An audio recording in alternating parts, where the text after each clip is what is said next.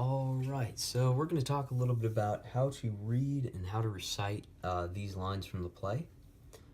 They're from Virgil's Second Eclogue, which is a collection of short pastoral poems he wrote around, I think it was like 49 BCE. And they went on to inspire a lot of Western poets like William Blake, who also wrote pastoral poetry. But anyway, let's just first jump into a literal translation of these lines. Because one translation does accompany the lines in the script, but I figure it's good to let you guys know exactly what each word means, so that you can understand that when you're reading them. Okay. So, Eheu, alas, quid, what, wooluhwee, had I wanted, misero, in misery, mihi, for myself. Floribus, among my flowers, Perditus, this is an adjective meaning destroyed, standing in for the subject of the sentence. I destroyed. Immisi, have let loose. Austrum, the south wind. So, among my flowers, I destroyed, have let loose the south wind. So you can imagine someone opening like a door to a greenhouse and a gust of wind running through and messing up a bunch of flowers or something like that. Anyway, et, and, apros, bores, among fresh flowing waters, liquidis, fontibus, liquidis being the noun modified by fontibus, the adjective. So, alas, what had I wanted in misery for myself? Among my flowers I destroyed, have let loose the south wind, and bores among fresh flowing waters. So pretty sad, kind of a bummer. Alright, so now that you have that context of what the lines actually mean, we're going to go through and examine the poetic meter of the line to figure out how to recite these words. Because when Latin poets would speak poetry, they did not just read blankly like this. In their minds, they, with practice, could understand which precise vowels to stress and which ones to leave unstressed. And at times they'd even omit certain syllables and vowels as well. But we're not going to make things too complicated like that. Basically, just to let you know a little bit more poetic context, Virgil wrote in this specific form called dactylic hexameter, and that basically means a dactyl is a series of syllables that are stressed, unstressed, unstressed. So like the word dinosaur, that's dinosaur, stressed, unstressed, unstressed. So that's the basic poetic unit of each metrical foot of the poem. And this hex right here means 6, and basically there are 6 feet or 6 meters of dactyls in each line. Now, one other poetic meter we're going to encounter is the spondy, which is basically just 2 syllables that are both stressed. I can't think of any word right now that is a spondy, but we'll encounter them as we go through. Alright, so in terms of how this poem is scanned, it's a very complicated process, so I'm just going to go through and show you what I came up with. Whoops, shouldn't go there. So this first metrical foot is a dactyl, Eheu, quid, wooluhwee, and the second one is a spondy, we, me. This next one is also spondy. That's also spondy. Floribus. This one is a dactyl.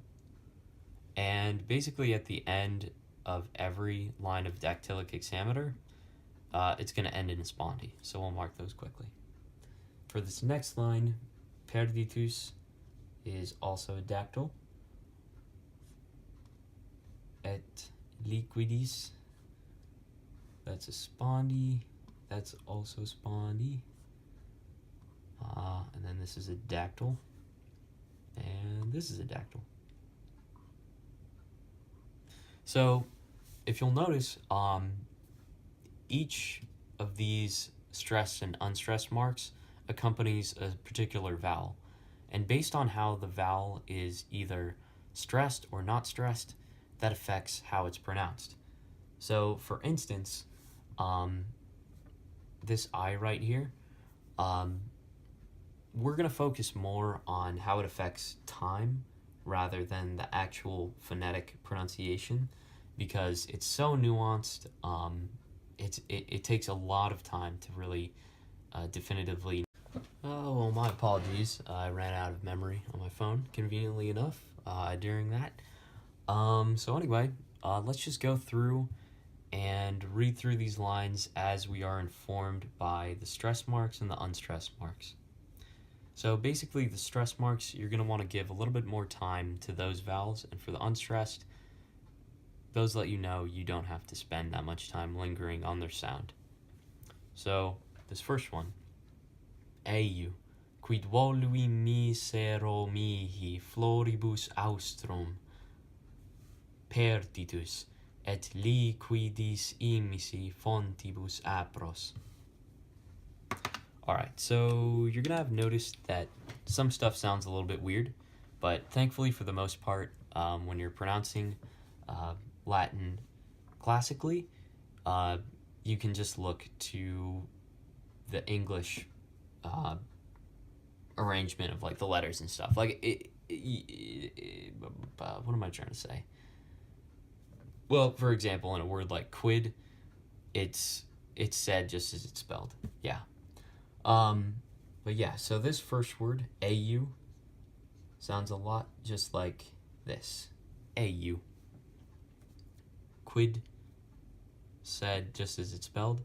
Now, wooluhwee is actually kind of interesting because in classical Latin, the V's are pronounced as W's.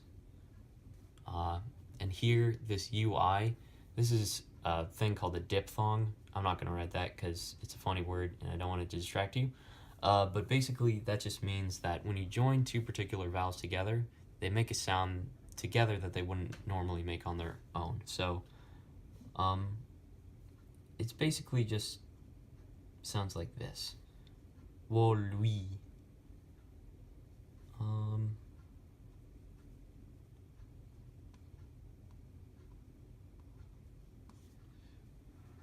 Misero mihi, floribus austrum, Perditus, et liquidis immisi fontibus apros. So yeah, I'm just going to go ahead and read it through a couple more times so that you have those sounds to reference. But if you have any other questions, please don't hesitate to reach out to me. My email is ctw44. Wow, that's not enough room at all.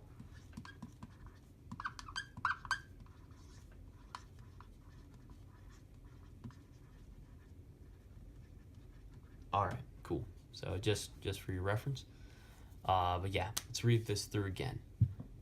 Eheu, quid volui misero mihi floribus austrum, Perditus, et liquidis immisi fontibus aust. See, it's very hard. Even I mess up. Alright, one last time. Eheu, quid volui misero mihi floribus austrum, Perditus, et liquidis immisi fontibus apros. Alright. Well, thank you so much, you guys, and best of luck to you.